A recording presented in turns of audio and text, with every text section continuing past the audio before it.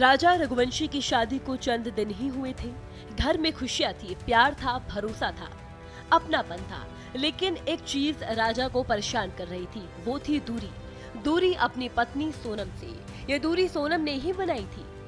Police सूत्रों की माने तो सोनम ने शादी के बाद राजा से साफ कहा था कि वो तब तक उसके पास नहीं आएगी जब तक वो दोनों कामाख्या देवी के दर्शन नहीं कर लेते। सोनम ने तो शादी के बाद राजा को खुद को छूने तक नहीं दिया। सोनम ये सब साजिश के तहत कर रही थी, लेकिन राजा इसे पत्नी की आस्था और सम्मान का विषय समझ रहा था। वो उसकी ये बात भी मान गया। शिलोंग जाने से पहले सोनम राजा को कामाख्या देवी मंदिर ले गई। इस बीच राजा की मां ने कामाख्या जाने के पीछे के मकसद के बारे में पूरा खुलासा किया।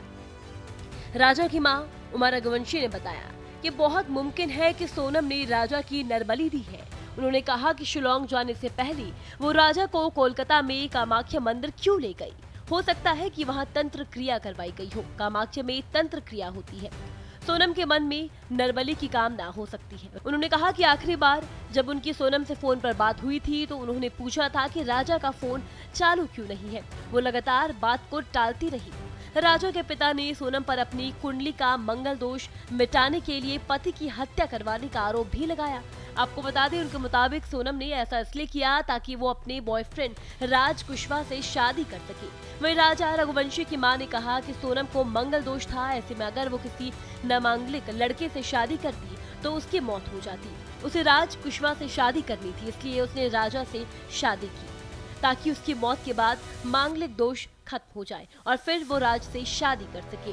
हालांकि कुछ ज्योतिषियों ने इस बात को मनगढ़ंत बताया और कहा कि किसी व्यक्ति के जीवन साथी के मरने से उसका मंगल दोष नहीं मिटता। राज कुशवाहा सोनम के पिता के फर्नीचर शोरूम में अकाउंटेंट था।